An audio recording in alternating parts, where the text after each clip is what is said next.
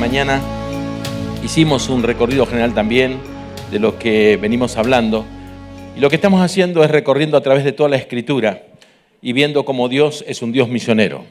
Que el propósito de Dios siempre ha sido salvar. Que Él ha venido a salvar lo que se había perdido.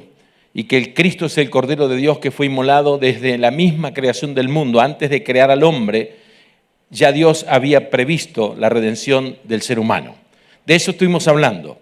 Pasamos por todos los libros del Antiguo Testamento en un panorama general, porque hay un hilo conductor que nos lleva a la persona de Jesucristo. Jesús dijo que la ley, los profetas, los salmos hablaban de Él. Y si ellos hablaban de Cristo, la cuestión es descubrir a Cristo en el Antiguo Testamento. Llegamos y pasamos así mirando varios pasajes y llegamos en esta mañana al Nuevo Testamento. Y en el Nuevo Testamento el tema que tocamos es lo que el Señor mandó hacer, lo que Él dejó para la iglesia, la salvación, la predicación del Evangelio para llegar hasta lo último de la tierra. Y tocamos 3 ejemplos prácticos, o 4 quizás, con unas parábolas de Lucas capítulo 15. Y hoy, obviamente, estamos llegando al final y tendríamos que tener mucho más tiempo para poder hablar, pero vamos a ir al libro de Apocalipsis. En el Apocalipsis, en el capítulo 1, versículo 1 en adelante, vamos a mirar cuál es el propósito del libro de Apocalipsis. Normalmente, cuando nosotros pensamos en el libro de Apocalipsis, siempre estamos pensando en el anticristo, en la bestia, en las manifestaciones, en Armagedón y en todo lo tenebroso que aparece en Apocalipsis. Y normalmente nuestra mente se va por ahí. Sin embargo, el libro de Apocalipsis no tiene ese propósito, no está necesariamente hablando de ellos, habla de algo muy diferente de lo que nosotros solemos pensar. Si Cristo dijo que toda la ley, los profetas, los salmos, los evangelios también dan testimonio de Él, Hechos dan testimonio de Él, las cartas paulinas todas hablan de Cristo, las cartas de Pedro, Hebreos, todo habla de Cristo, ¿cómo puede ser que Apocalipsis no hable de Cristo? Entonces es obvio que hay algo que tenemos que ver para que entendamos la clave de la interpretación de la Escritura. Y fíjese lo que dice en Apocalipsis capítulo 1, en el versículo 1, y vamos a ir de ahí en adelante. Dice, la revelación de Jesucristo que Dios le dio, la revelación de Jesucristo que Dios le dio para manifestar a sus siervos las cosas que deben suceder pronto. Es la revelación que el Padre le da a Jesucristo y Él dice que se lo envió por medio de su ángel a su siervo Juan. Ahora, el libro de Apocalipsis, evidentemente, el primer versículo dice de qué se trata. No se trata de los acontecimientos finales necesariamente, sino de quién maneja los acontecimientos finales. La revelación de Jesucristo. Es decir, que todos los acontecimientos finales quedan enmarcados en la persona de Jesucristo. El libro de Apocalipsis no es un libro de tragedias, no es un libro de los jinetes, no es un libro de la bestia, el falso profeta y todas las cosas que aparecen por allí. Es un libro para mostrar qué es lo que sucede bajo el todopoderoso Jesucristo. Y fíjese lo que dice en el versículo siguiente, dice el versículo 7, he aquí que viene con las nubes y todo ojo le verá, los que les traspasaron y todos los linajes de la tierra harán lamentación por él. Todos conocemos el capítulo 1 del libro de Apocalipsis, hay una revelación acerca de él. Juan cuando lo vio cayó como muerto, porque ya no era el Cristo que andaba aquí con las ropas y pasándose o paseándose o caminando por los desiertos y con el polvo en sus pies. No, ahora es el Cristo glorificado, el Cristo resucitado. Ya no es el mismo Cristo que ellos tenían en la mente, ahora Cristo ha resucitado, está glorificado y dice, cuando yo lo vi caí como muerto. Caí como muerto porque sus ojos eran como llama de fuego, su voz como un ruido de muchas aguas. Es decir, es el Cristo que está hoy sentado al lado del Padre. No es el de la cruz. Ese ya murió, resucitó y ahora está glorificado. Aquel hombre ya no existe en el sentido humano, ahora está glorificado como nosotros mañana también seremos glorificados y estaremos en su presencia. Y ya no tendremos más nada que ver con este cuerpo, ni siquiera con este rostro. Seremos totalmente transformados a la semejanza de la gloria de Él. Dice el versículo 9, Yo, Juan, vuestro hermano y copartícipe vuestro en la tribulación, en el reino, en la paciencia de Jesucristo, estaba en la isla llamada Patmos por causa de la palabra de Dios y el testimonio de Jesucristo. Juan tenía 90 años cuando esto está sucediendo. Fíjese que a esa edad, 90 años, Dios le da la mayor revelación acerca de Jesucristo. Todos los profetas lo mostraban como el que iba a venir. Ahora Juan lo ve diferente. Juan tiene la revelación de Cristo en el cielo mismo y en el trono de Dios. Con 90 años recibe la mayor revelación que tenemos acerca de Jesucristo. Y dice la Escritura que Jesús le dijo, yo soy el alfa, la omega, verso 11, el primero, el último. Escribe en un libro lo que ves, lo que estás viendo, escríbelo y envíalo a las 7 iglesias que están en Asia, Éfeso, Esmirna, Pérgamo, Tiatira, Sardis, Filadelfia y Laodicea. Cuando se volvió para ver la voz que hablaba con él, vio 7 candeleros de oro y en medio de los 7 candeleros a uno semejante al Hijo del Hombre, semejante a lo que él había conocido, pero vestido de una ropa que llegaba hasta los pies, ceñido por el pecho con un cinto de oro, la cabeza y sus cabellos blancos como lana, como nieve, los ojos como llama de fuego, sus pies refulgentes de bronce bruñido, como en un horno, y su voz como estruendo de muchas aguas, tenía 7 estrellas en su boca, su rostro era como el sol cuando resplandece, cuando le vi caí como muerto. Nada que ver con el Cristo histórico. Es el Cristo resucitado, glorificado, entronizado. Entonces, cuando nosotros oramos al Señor, primera cosa para usted, nunca piensa en el Cristo que estuvo caminando y haciendo bienes, ni siquiera el que está allí en la cruz. Tiene que recordar que Cristo es este Cristo el que nos escucha y que responde la oración. El que dijo, todo poder me es dado en el cielo y en la tierra. ¿Puede decir amén? Ahora fíjese, el versículo 17 al 19, cuando le vi caí como muerto a sus pies, él puso su diestra sobre mí diciendo, no temas, yo soy el primero, yo soy el último, el que vivo, el que estuve muerto, mas aquí que vivo por los siglos de los siglos. Amén. Y tengo las llaves de la muerte y del Hades. Ahora se muestra como que el infierno ya no tiene el poder que tenía antes. El diablo no tiene el poder de hacer lo que se le antoje. Quien tiene las llaves del infierno, del Hades y de la misma muerte es Jesucristo. Jesús tiene todo el poder en su mano. Y ahora le da una orden y acá está la clave de Apocalipsis. Miren lo que le dice en el versículo 19. Escribe las cosas que has visto y las que son y las que serán después de estas. Este es el bosquejo de Apocalipsis, bosquejo natural. Escribe las cosas que has visto, capítulo 1, cuando él vio todo lo que era la gloria del Señor. Escribe las cosas que son, la condición de las 7 iglesias, capítulo 2 y capítulo 3. Y las que serán después de esta, capítulo 4 hasta el final. Ahí hay un bosquejo natural que Dios nos da de la revelación. Pero no olvide que todo el libro habla de una sola persona, Jesucristo. Hay muchos actores por debajo, hay muchas cosas que suceden, hay incluso la bestia, el falso profeta, el anticristo aparecen por allí, pero no es la revelación de ellos, es la revelación del que tiene todo poder y que Él tiene el dominio sobre todo lo que está pasando aquí abajo en la tierra.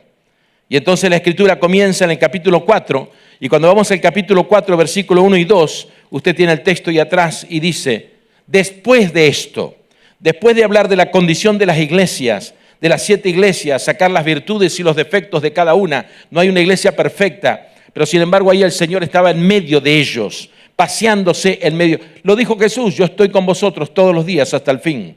Es una confirmación de la palabra del Señor. Y en el capítulo 4, versículo 1 y 2, las cosas que has visto ya lo vio, ya lo escribió. Escribe las cosas que son, ya lo escribió las 7 iglesias. Ahora va a escribir acerca de lo que vendrán después de estas. Y dice en capítulo 4, versículo 1 y 2. Después de esto miré, y aquí una puerta abierta en el cielo, y la primera voz que oí como de trompeta hablando conmigo dijo, sube acá y yo te mostraré las cosas que sucederán después de estas. Y aquí comienza lo que es los tiempos finales de toda la humanidad, donde la concreción de lo que se empezó a desarrollar desde Génesis 3:15 va a culminar con el Apocalipsis. El Señor traza una línea total que nos lleva hasta la redención final en la Nueva Jerusalén. Y dice, yo te mostraré las cosas que sucederán después de estas.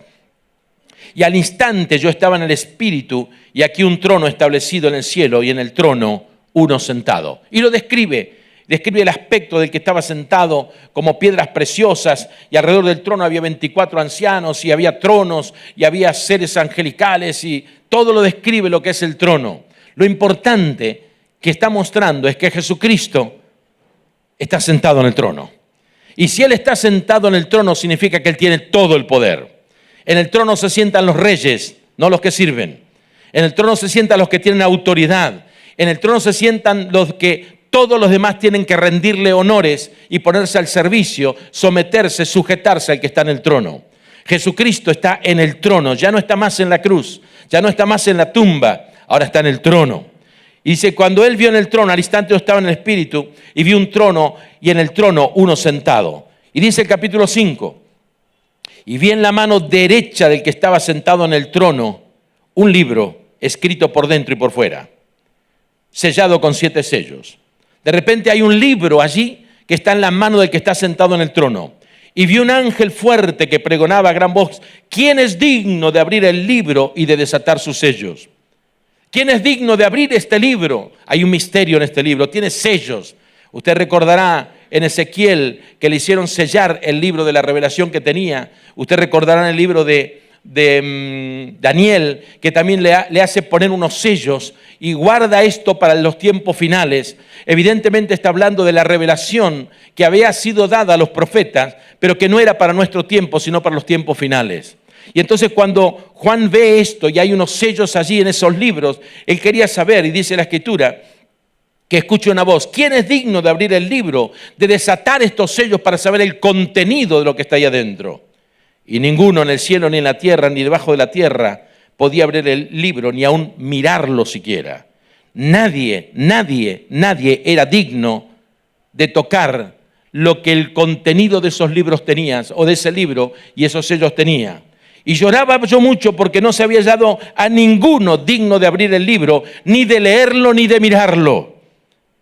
Y Juan, que era un visionario y que había tenido revelaciones fantásticas y extraordinarias, él quería saber qué había en esos libros, pero nadie podía abrirlo, ni leerlo, ni siquiera mirarlo. Y uno de los ancianos me dijo, no llores. He aquí el león de la tribu de Judá, la raíz de David, ha vencido para abrir el libro y desatar los 7 sellos. En medio del desánimo del profeta, Juan, le viene una palabra de un ángel, no llores, no te desanimes, hay esperanza. Estos libros representan el futuro de la humanidad. El contenido de los libros, los vamos a ver ahora, es el contenido del futuro de la humanidad. Para Dios ya es cosa pasada, ya está escrita, ya está determinado lo que va a suceder. Pero él no tenía acceso a saber los sucesos de la eternidad y lo que iba a pasar allí adelante. Pero allí aparece un ángel que le dice, no llores. He aquí que el león de la tribu de Judá, la raíz de David, ha vencido para abrir el libro y desatar sus 7 sellos. En ese libro, él venció y habiendo vencido tiene el poder de abrir la historia futura de la humanidad. Fíjese que dice que venció el león de la tribu de Judá, la raíz de David. ¿Recuerdan cuando veníamos con el panorama y pasamos, hijo de David, ten misericordia de mí? Ahora está en el trono y ese nombre todavía lo mantiene porque es la línea por la cual Dios viene actuando hacia la eternidad. Y dice, Él es el único que ha vencido para abrir el libro y desatar sus 7 sellos. Y miré, verso 6, y vi que en medio del trono y de los 4 seres vivientes, en medio de los ancianos, estaba un cordero como inmolado, que tenía 7 cuernos y 7 ojos, los cuales son los 7 espíritus de Dios enviados por toda la tierra. Vio un cordero. Fíjese lo importante de todo lo que está mostrando, porque aunque él era el león de la tribu de Judá, no venció como león, venció como cordero. Porque como cordero, al derramar su sangre, pagó el precio de toda la redención de la humanidad. Es cierto que el diablo anda como león rugiente buscando a quien devorar. Y es cierto que él, como el rey de reyes y el león de Judá, podía haberlo vencido. Pero no lo venció por la fuerza, Lo venció dando su vida y su sangre por toda la humanidad. Y ese es el mensaje de redención. El Cordero ha vencido. Cuando el diablo pudo lograr de llevar a Cristo a la cruz, él pensó que él era el artífice de todo el plan y que lo llevaría, crucifícale, crucifícale. Pero él no sabía que ese plan era eterno de parte de Dios y que él ya venía con ese título: he aquí el Cordero de Dios que quita el pecado del mundo. Y al derramar la sangre de él, dio su vida, y el Padre por el Espíritu Santo lo levantó de los muertos y salió venciendo como vencedor. Todo poder me es dado en el cielo y en la tierra. Fíjese que no venció por la fuerza, y repito, sino que venció justamente desde la humildad, desde el servicio, desde el dar su vida y su sangre por todos nosotros. Esto muestra que el gran mensaje que puede cambiar la historia del mundo no está en las manos de las armas, sino en el mensaje que dio Cristo: mi paz os dejo, mi paz os doy. No como el mundo la da, yo os lo doy. Porque Él vino para que tengamos paz para con Dios y paz para con nosotros mismos. Ese es el mensaje del Cordero. No es un mensaje violento, es un mensaje de paz, de amor, es un mensaje de perdón, es un mensaje de esperanza. Y Él lo vio, y lo vio como un cordero, como inmolado, que tenía 7 cuernos, 7 ojos. Los cuernos se usaban para ungir, los ojos para mirar, y dice que son los 7 espíritus de Dios enviados por toda la tierra. Y el versículo 7 dice: y vino, y tomó el libro de la mano derecha del que estaba sentado en el trono. Tomó el libro de la mano derecha del que estaba sentado en el trono. Es el único digno de tomarlo. Y cuando hubo tomado el libro, los 4 seres vivientes y los 24 ancianos se postraron delante del Cordero. Todos tenían arpas, copas de oro llenos de incienso, que son las oraciones de los santos. Lo que está mostrando que ninguna oración en el cielo se pierde. Puede que no tengas la respuesta ahora, pero tienes que saber que tus oraciones están delante del trono de Dios. Y ahí están ellos con las oraciones de los santos. Y cantaban un nuevo cántico diciendo: digno eres de tomar el libro y de abrir sus sellos, porque tú fuiste inmolado y con tu sangre nos has redimido para Dios de todo linaje y lengua y pueblo y nación. Usted puede orar con confianza, porque el que estás allí, al lado del trono, con el libro en la mano, hay allí toda una corte celestial, que todas las oraciones están presentes delante del trono de Dios. Cuando oramos en el nombre de Jesús, ninguna oración se pierde. Repito, puede que usted no tenga la respuesta ahora, pero tenga la seguridad que Dios ha escuchado su oración. Y si Dios escucha la oración y usted mantiene su fe, usted tendrá respuesta a su oración. Y dice la Escritura que en ese mensaje cantaba un nuevo cántico diciendo: digno eres de tomar el libro, de abrir sus sellos, porque tú fuiste inmolado. La dignidad de Cristo viene por la obra que ha hecho. No fue Mahoma que tuvo acceso a esto, ni mucho menos ninguno de los reyes de la tierra, ninguno de los presidentes que se creen todos poderosos tienen el poder en sus manos. Estos libros son los 7 sellos, y los 7 sellos es la revelación de las cosas que van a suceder. Cuando usted entra y continúa con Apocalipsis, a partir del capítulo 6 o el capítulo 5 comienzan a abrirse los sellos. El capítulo 6, y cuando se abren los sellos las cosas comienzan a suceder. ¿Qué está diciendo la palabra? Que todo el futuro de la humanidad no está en manos de los gobernantes, no está en manos de los políticos, no está en manos del diablo, no está en manos del anticristo. Todo el futuro de la humanidad está en las manos de Cristo. Con lo cual tenemos que tener confianza, tenemos que tener valor de anunciar el nombre de Cristo, puesto que Él venció y sigue venciendo y nada lo puede derrotar. Está allí junto al Padre en el trono. Cantaban un cántico nuevo diciendo: tú eres digno de tomar el libro, de abrir sus sellos, porque tú fuiste inmolado y con tu sangre, aunque aquí dice nos has redimido para Dios, en realidad hay un error de traducción: les has redimido para Dios. Los seres angelicales no pueden ser redimidos porque no han pecado, nosotros hemos pecado. Pero hay un error de traducción aquí. Con tu sangre los has comprado, los has redimido para Dios de todo linaje y lengua y pueblo y nación. Fíjese que hablamos de misiones. Y fíjese que hablamos de un Dios misionero. Fíjese que hablamos de que Dios trata con naciones, trata con pueblos, trata con familias y trata con individuos. Él los redimió a todos. La cuestión es, ¿quién acepta el precio de la redención? ¿Quién acepta el perdón de los pecados? Y para que acepten ese perdón y la redención, está nuestra obligación de llevar el mensaje del Evangelio a toda tribu, a todo pueblo, a toda lengua y a toda nación. El mensaje de la redención tiene que llegar hasta lo último de la tierra. Como Él lo ha dicho, vayan, prediquen el Evangelio, anuncien este mensaje hasta lo último de la tierra, todo ser viviente. Mire, se habla tanto de los derechos humanos. Han hecho de los derechos humanos casi un ídolo sagrado. Se requieren los derechos humanos para cualquiera que tenga una idea. Y los derechos de los animales también. Menos para los niños que están en los vientres de la madre. Ahí no hay derecho humano. Menos para los refugiados que están ahí. No hay derecho humano.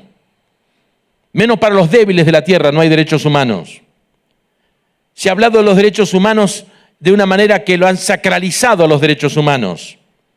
Pero déjeme decirle que el único derecho que todos los seres humanos tienen por igual, ¿sabe cuál es?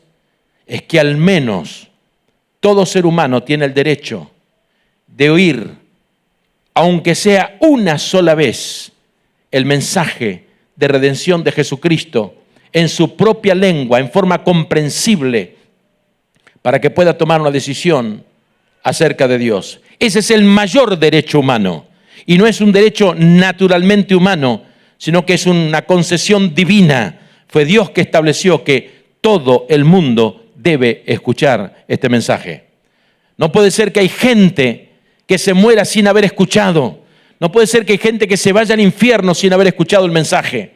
Esa gente tiene el derecho de escuchar al menos una vez el mensaje para que pueda decidir qué es lo que va a hacer con su vida.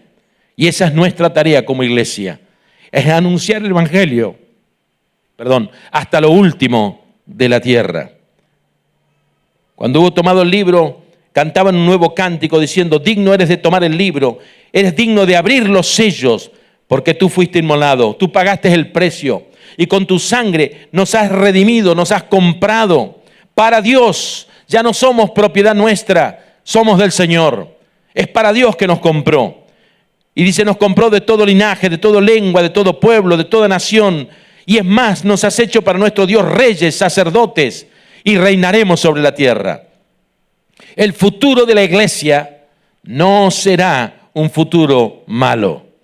El futuro de la iglesia muestra que en los postreros días, a pesar de que va a haber cosas terribles sobre la tierra, sobre los postreros días, dice Dios, derramaré de mi Espíritu Santo sobre toda carne, y aún vuestros hijos profetizarán, los viejos soñarán visiones, los ancianos soñarán sueños, es decir, los jóvenes verán visiones, los ancianos soñarán sueños. Es decir, hay una renovación de la iglesia en una forma impresionante con el poder del Espíritu Santo.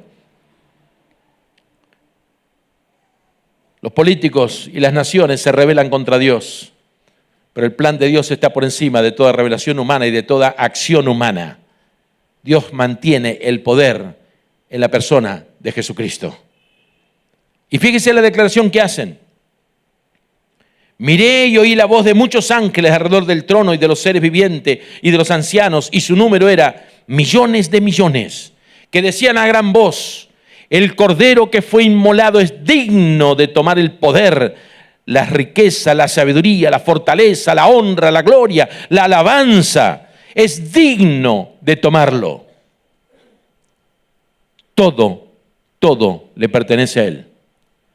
Cuando Él muere en la cruz del Calvario, no era solamente para redimir al ser humano y reconciliarlo con Dios, sino para reconciliar todas las cosas con Él mismo. Y cuando hablamos de reconciliar todas las cosas, significa que todas las cosas, sin exceptuar absolutamente nada, tiene que volver al poder de aquel que lo dio, Jesucristo. Fíjese cómo comienza. El Cordero que es inmolado es digno de tomar el poder. El poder lo tomó Jesucristo cuando resucitó. Todo poder me ha sido dado en el cielo y en la tierra. El poder no está en las armas nucleares. El poder no está en los gobiernos. El poder no está en la guerra. El poder lo tiene Jesucristo. Es el único que puede vencer a todos los poderes humanos. Los gobiernos piensan que pueden levantarse y hacer lo que quieran, imponer el poder. El poder es de Jesucristo.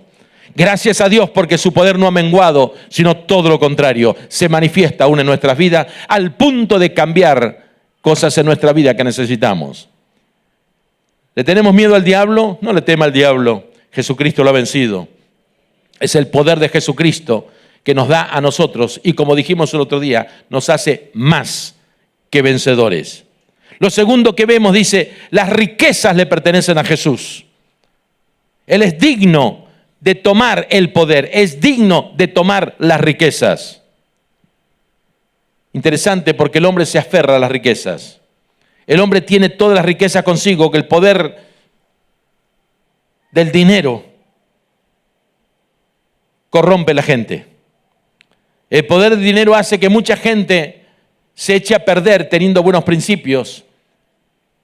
Toda persona tiene un precio, dijo alguien. Y aún a Jesucristo le pusieron un precio. Pero el poder de Dios está por encima de todas las cosas. Los bienes del país le pertenecen a Dios, no al hombre. Él ha creado todas las cosas. Y Él ha redimido y vuelto a tomar el poder sobre las naciones. Los bienes de la iglesia le pertenecen al Señor, no a la iglesia. Las riquezas suyas no le pertenecen a usted, le pertenecen a Él. Usted dice, no, me lo gané con mi trabajo, pero ¿quién le dio la fuerza? ¿Quién le dio la vida? ¿Quién le dio la oportunidad? ¿Quién le dio el conocimiento? ¿Quién le dio la oportunidad para poder usted hacer riquezas? Si no es el que tiene el poder sobre las riquezas. Con lo cual no tenemos ninguna excusa para no invertir en el reino de Dios. Le pertenecen al Señor. Tus bienes personales y los míos le pertenecen a Él. A veces Dios te habla para hacer algo por tu prójimo y dice, no, pero quizás mañana me falte. Sí, claro, hay quienes retienen más de lo que es debido y vienen a pobreza, dice, pero el alma generosa, esa prosperará. Cuando usted retiene más de lo que es debido, en lugar de acumular, ese es el pensamiento del mundo, en vez de acumularlo, cuando usted retiene más, usted viene a pobreza, según la palabra de Dios. Pero el alma generosa, esa prosperará. La primera vez que tuve que regalar un coche, le puedo asegurar que me costó. Justo nos estamos yendo para España, 27 años atrás. Y vi una persona que estaba trabajando para el Señor y yo me iba y tenía un coche. Digo, no, mejor lo vendo y me llevo el dinero. Pero sentí en mi corazón, digo, no, dáselo. Y dudé. Digo, Señor, ¿y qué pasa cuando lleguemos a España? ¿Y cómo vamos a caminar? ¿Qué vamos a hacer? ¿Con qué vamos a andar? Finalmente decidí, digo, Señor, todo lo que tengo te pertenece a ti. Así que llamé al hermano y le di el coche. Claro, aquel hermano pobrecito lloraba, emocionado, y yo un poquito entristecido, la verdad. Tenemos que ser sinceros. Pero el sentimiento nunca puede cambiar una decisión. Al contrario, la decisión cambia el sentimiento. Una vez que lo di, después respiré y dije, wow, yo puedo decir que también regalé un coche. Como escuchaba a otros hacerlo y que sé yo, que sé cuánto, pero sentí del Señor hacerlo. Y mi esposa dijo, no, adelante, regalémoslo. Miren, la crisis que ha venido en España desde el año 2008, llevamos 8 años de crisis. Dios nos ha regalado 2 hermosos coches. Y yo he podido tener la oportunidad de regalar 14 coches. Y uno dice, ¿y cómo lo hace? Porque yo reconozco que los bienes no me pertenecen a mí, son del Señor. Y discúlpeme, no soy un predicador de la prosperidad. Estoy diciendo de que si uno tiene en su corazón, esto no es mío, y Dios te dice, dalo, dalo porque Dios tiene algo mejor para ti. Dios nunca te va a pedir algo que Él no te haya dado antes. Por eso la Escritura dice, de lo recibido de tu mano te damos. Y cuando hablamos de misiones y tenemos que dar para las misiones, muchas veces estamos que lo doy, que no lo doy, que puedo, que no puedo. Confía en el Señor, si usted da, Dios le va a dar más. Hablamos en la mesa el otro día, no recuerdo dónde, yo preguntaba, y lo pregunto, ¿cuántos litros de gasolina entran en un tanque de 70 litros? Alguien que me responda. ¿Cuánto? 70. ¿Quiénes tienen coche? ¿Quiénes tienen camioneta, las grandes, esas? Bueno, póngale 60, 70, da igual. Muy bien. Discúlpeme, no entran 70, ni 50. ¿Sabe cuánto entra? La misma cantidad que tenga salida. ¿Cuántas veces ha llenado usted el tanque de su coche? Yo el mío gasto 1 o 2 tanques por semana seguro. Si lo tengo parado, no gasto nada. Pero si le doy utilidad, voy gastando y permito que vuelva a entrar otra vez. Si las finanzas son de Dios y usted no lo da, usted tampoco va a recibir. Pero si usted es capaz de dar, usted se convierte en un canal de bendición. Las riquezas le pertenecen al Señor. Él es digno de tomar las riquezas y son de Él. Mía es la plata, mía es el oro. Con lo cual, cuando hablamos de obra misionera, no tenga pena de dar para el Señor. Porque, Señor, de lo recibido de tu mano, te estamos dando a ti. Y cuando usted da, le puedo asegurar que Dios le va a dar mucho más de lo que usted da. Dé para el Señor, dé para la obra misionera. Gastamos para nosotros mismos, pensamos que es nuestro propio depósito, es nuestro propio futuro. ¿Qué futuro tiene usted guardando dinero? Si viene cualquiera y, como dijo el pastor, por robarle un móvil, le matan. Pero todo lo que sembramos para Dios va a producir frutos para vida eterna. Dice que el dinero le pertenece al Señor. Fíjese, la riqueza, la sabiduría, la fortaleza, la honra, la gloria, la alabanza, todo le pertenece a Él. La gente se piensa sabio y quiere determinar cómo tiene que andar el mundo en lugar de pedirle a Dios que le dé sabiduría. Salomón lo supo hacer, pidió sabiduría a Dios, aunque luego no se condujo según esa sabiduría. Pero la sabiduría no está en nuestras decisiones. Cuando nosotros decidimos, incluso en la iglesia, podemos errar tremendamente. Pero si consultamos a la sabiduría de Dios, que es la palabra, jamás le vamos a errar. La sabiduría está en su mano. La fortaleza, la fuerza, la honra, la gloria, la alabanza, todo le pertenece a Él. Él se merece todo, porque ha dado su vida por toda la humanidad. Y dice el pasaje en el versículo 13, y a todo lo creado, que está en el cielo y sobre la tierra y debajo de la tierra y en el mar, y todas las cosas que en ellos hay, oí decir, al que está sentado en el trono y al Cordero sea la alabanza, la honra, la gloria y el poder por los siglos de los siglos. Hace tiempo atrás, un señor era un ingeniero de sistemas y dijo, ¿cómo puede ser que yo esté trabajando para una empresa que me paga un sueldo, que vivo bien y he descubierto fórmulas de trabajo con todo lo que son programación y no estoy haciendo nada para el Señor? Y de repente dijo, no. Leyó este pasaje y él dijo, no. La sabiduría le corresponde a Él. Lo menos que puedo hacer es poner mi conocimiento y mi sabiduría al servicio de Él. Y creó una página web que se llama En Busca de Dios. Y le animo a buscarlo usted también. En Busca de Dios, no ahora, por supuesto, no vaya con los móviles ahora. En Busca de Dios. Y quizás ustedes lo pueden mirar en cualquier otro momento, poner la pantalla aquí y ver lo que significa En Busca de Dios. Creó una página web donde tiene los 4 pasos del Evangelio en una forma muy simple y está traducida como en 35 o 40 idiomas. Y la gente que está buscando a Dios o pone la palabra Dios o pone algo que tenga que ver con Dios, googlea inmediatamente lo lleva a esa página. Está como prioritaria en el asunto allí, o por lo menos entre las primeras. Y es impresionante ver, cada segundo, en cualquier parte del mundo, está un plano, un mapa del mundo, y usted va a ver una lucecita que se enciende. ¡Ping! Significa uno que ha aceptado al Señor.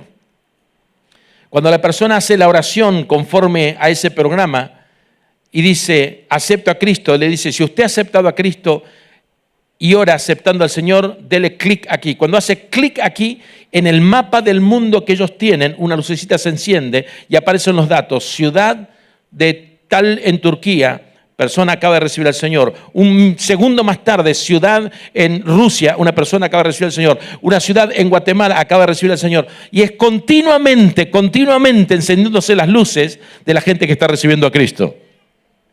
Queridos, no hay nada mejor que poner lo que Dios nos ha dado, los talentos, los dones y todo lo que tenemos a los pies de aquel que está sentado en el trono, al que vive por los siglos de los siglos. ¿Puede decir amén? A Él le corresponde la alabanza, la honra, la gloria, el poder por los siglos de los siglos. Y los 4 seres vivientes decían amén. Y los 24 ancianos se postraron sobre sus rostros y adoraron al que vive por los siglos de los siglos. A partir de ahí se comienzan a desatar los sellos. Y a partir de ahí los acontecimientos comienzan a suceder. Primero, segundo y tercer y cuarto sello aparecen los 4 jinetes de Apocalipsis. Uno en cada uno de ellos. Y en realidad son cosas que no son buenas para la humanidad. Aparece un caballo blanco, tenía un arco y le fue dado una corona y salió venciendo y para vencer. Evidentemente está hablando de una guerra, aunque viene en nombre de la paz, un caballo blanco. Luego abrió el segundo sello y el segundo ser viviente que decía, capítulo 6, ven y mira, salió otro caballo bermejo y el que lo montaba le fue dado poder de quitar de la tierra la paz y que se matasen unos a otros y se le dio una gran espada. El tercer sello, amarillo, caballo negro, y el que lo montaba tenía una balanza en la mano y el alimento se medía según esa balanza. Y la realidad es que muestra que todo el trabajo no alcanzaba ni para comprar absolutamente nada. Significa hambre, pobreza. Y el cuarto sello, un caballo amarillo, y está mostrando que la muerte le seguía, plagas.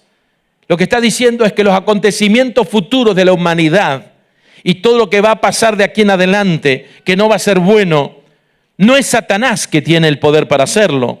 Son los hombres que lo ejecutan, pero está en las manos del Cordero. Todo el dominio, el poder, los designios y todos los sucesos están en la mano de Cristo. No escapan al control de Jesucristo. Uno puede decir, ¿y por qué? ¿Y por qué? ¿Y por qué? Ahórrese los por qué. Dios sí tiene razones para permitir ciertas cosas y para provocar otras. Cuando la ira de Dios se enciende, va a castigar a las naciones y va a haber muchos porqués de aquí y de allá. Después del cuarto sello aparece el quinto sello y dice la Escritura que de repente aparece en el quinto sello, versículo 9, cuando abrió el quinto sello vi bajo el altar las almas de los que habían sido muertos por causa de la palabra de Dios y por el testimonio que tenían.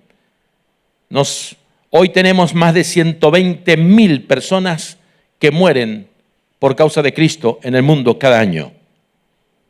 Y estas almas clamaban, ¿hasta cuándo, Señor santo y verdadero, no juzgarás al mundo por lo que han hecho? Y el Cordero dice, tranquilo, todavía hay muchos hermanos que van a tener que morir como ustedes, porque Cristo lo profetizó. Os matarán por mi nombre, os llevarán a tribulación y os matarán.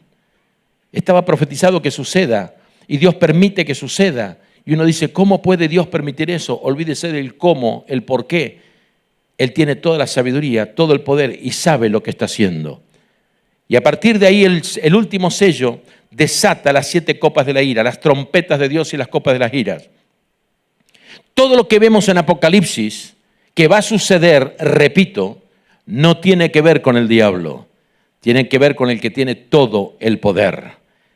Y lo grande de todo esto es que a ese Señor nosotros servimos. Servimos al Dios que tiene todo el poder en su mano, todo el futuro de la humanidad está en su mano, Y es cierto que va a haber manifestaciones de Satanás y todas estas cosas, pero no olvide, incluso capítulo 12 del libro de Apocalipsis, mire lo que dice. Capítulo 12 del libro de Apocalipsis, de pronto encontramos allí la historia, dice: apareció en el cielo una gran señal, una mujer vestida del sol con la luna debajo de sus pies, sobre su cabeza una corona de 12 estrellas. Estaba encinta, clamaba con dolores de parto, en la angustia, alumbramiento. Esto es figura de Israel. Y dice, también apareció otra señal en el cielo, un gran dragón escarlata que tenía 7 cabezas, 10 cuernos, sus cabezas 7 diademas, su cola arrastraba la tercera parte de las estrellas del cielo, Satanás y la rebelión de los ángeles, y lo arrojó sobre la tierra, y el dragón se paró frente a la mujer que estaba para dar a luz a fin de devorar a su hijo tan pronto como naciera, Jesucristo. Por eso es la persecución que vino, es la figura que él vio. Y ella dio a luz un hijo varón que regirá con vara de hierro todas las naciones, y su hijo fue arrebatado para Dios y para su trono. Es Jesucristo entronizado. Lo que él está viendo es algo que ya había sucedido, pero ahora no lo está viendo en la historia humana, sino en el relato de lo que en el cielo estaba establecido que tenía que suceder. Y fíjese cómo continúa. La mujer, Israel, huyó al desierto, donde tiene un lugar preparado por Dios, para que allí la sustenten por 1260 días. Después hubo una gran batalla en el cielo. Miguel, sus ángeles, luchaban contra el dragón, y luchaban el dragón y sus ángeles, pero no prevalecieron, ni se halló ya lugar para ellos en el cielo. Y fue lanzado fuera el gran dragón, la serpiente antigua que se llama Diablo y Satanás, el cual engaña al mundo entero, fue arrojado a la tierra y sus ángeles fueron arrojados con él. Esto ya sucedió. Pero dice el versículo 10, entonces oí una gran voz en el cielo que decía, ahora ha venido la salvación, el poder, el reino, otra vez, de nuestro Señor, de nuestro Dios y la autoridad de su Cristo, porque ha sido lanzado fuera el acusador de nuestros hermanos, el que los acusaba delante de nuestro Dios de día y de noche. Claro, si Satanás sigue acusándonos por los pecados, Cristo dice, perdiste, Satanás. Ellos han confesado sus pecados han sido perdonados y nunca más me acuerdo de ellos. Así que vete de aquí, Satanás, con tu acusación, porque ellos ya han confesado su pecado. Y mire lo que dice en cuanto a nosotros. Dice, y ellos le han vencido, verso 11, por medio de la sangre del Cordero y de la palabra del testimonio de ellos, y menospreciaron sus vidas hasta la muerte. Aun cuando Satanás viene contra nosotros, Dios declara, ellos le han vencido por medio de la sangre. La sangre de Cristo vence toda acusación satánica, y por medio de la palabra que tenían y el testimonio que tenían, dice la Escritura, por medio de Cristo somos más que vencedores. Cuando vio el dragón que había sido arrojado a la tierra, persiguió a la mujer que había dado a luz al hijo varón. Persiguió a la mujer, Israel, que había dado a luz al hijo varón, Jesús. Se le dieron a la mujer las 2 alas de la gran águila para que volase delante de la serpiente al desierto, a su lugar, donde es sustentada por tiempos, la mitad de un tiempo. Y la serpiente arrojó de su boca tras la mujer agua como un río. Cuando hablamos de ríos en la Biblia, significan pueblos. Cuando hablamos de mar, hablamos de naciones. Dice, para que fuese arrastrada por el río. Pero la tierra ayudó a la mujer. La tierra abrió su boca, tragó al río que el dragón había echado de su boca. Entonces el dragón, y este es el versículo que quiero que escuchen, se llenó de ira contra la mujer, contra Israel, y se fue a hacer guerra contra el resto de la descendencia de ella, los que guardan los mandamientos de Dios y tienen el testimonio de Jesucristo. Satanás ya no puede pelear contra Dios, ya no puede pelear contra Jesús, fue vencido.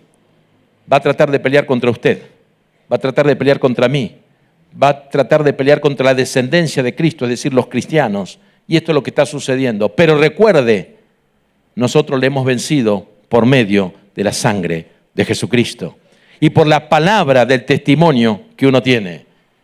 ¿Cómo termina la historia? La historia termina que el mismo Satanás, la serpiente antigua y el falso profeta, todos fueron echados en el lago de fuego. La historia termina de que el diablo no vence en esta guerra. La historia termina de que la humanidad ni los gobiernos tienen mucho que decir en esta guerra. La historia está diciendo que Jesucristo tiene el principio y el fin. y que sigue dominando a pesar de lo que veamos aquí, a pesar de los gobiernos, a pesar de los gobernantes, a pesar de que, recuerden uno en manera especial, que se atrevió a maldecir al pueblo de Israel. Cuando dice la Escritura, bendecirá el que te bendice y maldecirá el que te maldice, fue una promesa que le dio Abraham.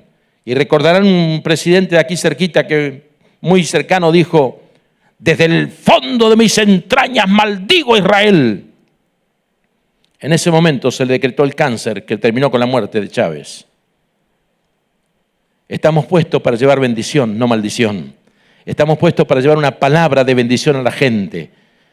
Bendecimos a Israel, no políticamente hablando, simplemente porque Dios utilizó a ese pueblo.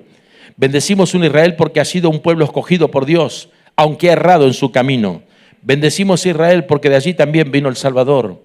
Bendecimos a Israel porque es una de las naciones, como también tenemos que bendecir a Palestina y cualquier otra nación y al mundo musulmán, porque fuimos puestos para bendición. El mensaje de toda la Biblia es un mensaje de esperanza y de salvación. Y para terminar, fíjese lo que dice en capítulo 19, verso 11. Vi el cielo abierto y un caballo blanco, el que lo montaba se llamaba Fiel, Verdadero, con justicia juzga y pelea. Sus ojos eran como llama de fuego, había en su cabeza muchas diademas. Otra vez la misma visión del principio. Estaba vestido de una ropa teñida en sangre y su nombre es el Verbo de Dios. Y aquel Verbo fue hecho carne y habitó entre nosotros, Jesucristo. Los ejércitos celestiales vestidos en lino finísimo, blanco, limpio, le seguían en caballos blancos. De su boca sale una espada aguda para herir con ella a las naciones. Él las regirá con vara de hierro. Él pisa el lagar del vino del furor de la ira del Dios Todopoderoso. Y en su vestidura, en su muslo, tiene escrito este nombre: Rey de Reyes, Señor de Señores. ¡Aleluya! Dígame si no vale la pena hablar de Él. Dígame si no vale la pena predicar acerca de Él.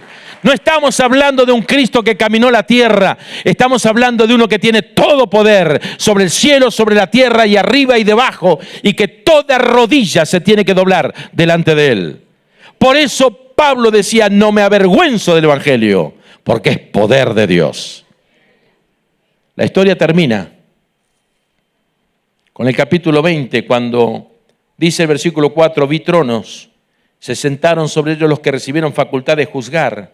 Vi las almas de los decapitados por causa del testimonio de Jesús, por la palabra de Dios, los que no habían adorado a la bestia, no es imagen, que no recibieron la marca en su frente ni en sus manos, y vivieron y reinaron con Cristo 1000 años, entraron al reino milenial. Dios comparte el reino también con nosotros, por eso somos reyes y sacerdotes también. La iglesia puede ser que pase momentos difíciles, que pase sufrimiento, pero el final será glorioso con Cristo Jesús. Capítulo 21, dice el versículo 7, el que venciere heredará todas las cosas, yo seré su Dios y él será mi hijo. Capítulo 22, termina diciendo en el versículo 12, y aquí yo vengo pronto, mi galardón conmigo, para recompensar a cada uno según sea su obra. Dios tiene la recompensa para tu trabajo.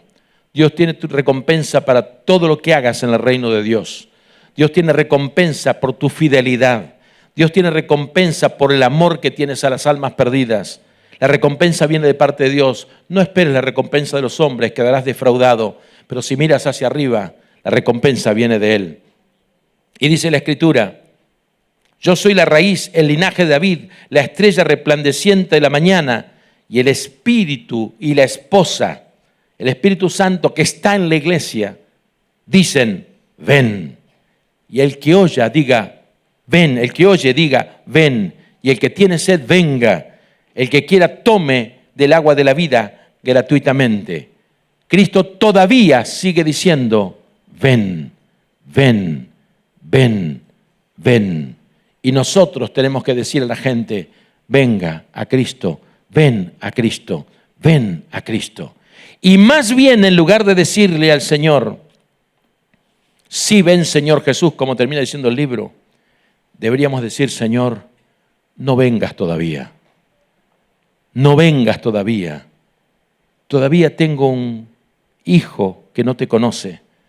Todavía tengo una madre que no te acepta. Todavía tengo un padre que se rebeló contra ti. Todavía tengo vecinos que no han escuchado. Todavía hay miles de millones de personas en el mundo que no han tenido la oportunidad de escuchar. Señor, aunque quiero estar contigo, no vengas todavía. Espera un poquito más, que podamos llegar con el mensaje de aquel que ha vencido, el de la sangre del Cordero, que puede quitar los pecados del mundo. Padre, te doy gracias en el nombre de Jesús. Gracias porque la historia de la redención termina con un capítulo triunfante, igual que cuando el diablo pensó que te había derrotado. El Espíritu del Señor vino sobre ti y te levantó de la tumba para mostrar que no hay poder en la muerte, no hay poder en Satanás. Todo el poder te ha sido dado a ti, Señor. Hoy te servimos a ti, hoy proclamamos tu nombre y sabiendo que tienes todo el poder no hay por qué avergonzarnos de hablar. Y sabiendo que tú vienes pronto, queremos decirle, Señor, no vengas todavía, danos una oportunidad más para hablar a la gente que todavía nunca te ha escuchado. Los tiempos se apresuran, sí. Los tiempos son difíciles, sí. Pero tú estás con nosotros como poderoso gigante. Tú has dicho, yo estoy con vosotros todos los días hasta el fin. Bendice esta congregación, Señor. Bendice al pastor Roberto, su esposa Carmen, Señor. Bendice cada uno de los pastores que forman parte de este ministerio, Señor. Vimos en la Escritura que se levantarán contra tu iglesia, pero no nos vencerán porque tú estás con nosotros, Señor. Bendigo esta iglesia, bendigo la visión misionera que tienen, bendigo a los misioneros que están por el mundo predicando tu palabra, bendigo a los que han invertido para que ellos puedan estar allí. Bendigo a los que están dando, Señor, para que otros proclamen el Evangelio hasta lo último de la tierra. Bendigo, Señor, todo esfuerzo de esta iglesia para alcanzar a los perdidos. No alcanzaremos a todos, ni mucho menos, pero si podemos alcanzar a algunos y rescatarlos, vale la pena el esfuerzo. Señor, gracias porque tú tienes todo el poder. En ti está el poder. Y estamos confiados que venga lo que venga, tú vas a levantar una iglesia gloriosa, no derrotada. Tú vas a levantar familias que te alaben, porque tu palabra dice que todas las naciones te alabarán. Las familias de la tierra te adorarán. Señor, yo no quiero que ninguno de mi familia deje de adorarte, que ninguno se pierda. Hemos determinado que yo y mi casa serviremos al Señor. Señor, queremos esto. Lo mejor para nuestra vida es poder servirte. Bendigo a aquellos que tomen esta decisión en esta iglesia, donde todos los bienes sepan que le corresponde a ti. De todo lo que tienen le corresponde a ti. Toda la sabiduría te corresponde a ti. Todo el poder que tenemos de influencia, de títulos, de lo que fuera, te corresponde a ti, Señor. Porque nadie tendríamos si tú no nos hubieras dado la sabiduría para obtenerlo. Gracias, Padre. Bendice esta iglesia. Bendice a cada uno de ellos. Bendice a los obreros, colaboradores, a tantos, Señor, todos aquellos que me han bendecido con la comida, con el hospedaje, con el cariño, con el amor. Gracias, Señor, por esta iglesia. Los bendigo, Padre, en el precioso nombre de Jesús. Amén. Amén. Dios los bendiga, hermanos. Amén.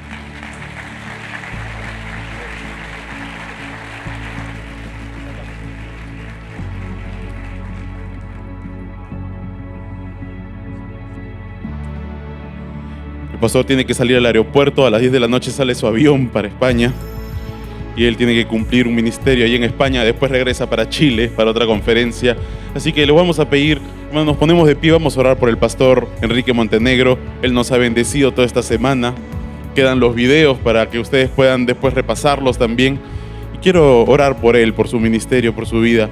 Hermanos, oramos por él. Señor mi Dios, agradecidos, Padre, porque tú, Señor, en tu amor nos has mostrado una vez más, Señor, tu preocupación, tu amor, tu cuidado por nosotros, enviando siervos como el pastor Enrique Montenegro para traernos la edificación de tu palabra. Señor, que todo lo que, Señor, hemos recibido a través de él, Señor, lo pongamos en práctica. Ahora quede en nuestras manos, Señor, y lo encomendamos a ti para que tú lo acompañes en su viaje de retorno a su hogar, con su esposa, con sus hijos. Y Padre, que tú sigas bendiciendo su ministerio, que esa nueva iglesia que ha plantado en Salamanca, Señor, se levante ahí como una luz en medio de esa ciudad y sea prosperada por tu poder y para tu gloria, Señor. Sigue usándolo, llévalo con bien. Tu Señor guarda su salida y su entrada. Gracias, Señor, porque sabemos que tú lo vas a hacer para que se siga glorificando tu nombre a través de él. En el nombre de Jesús, amén. Dios le bendiga, pastor. Gracias por su ministerio.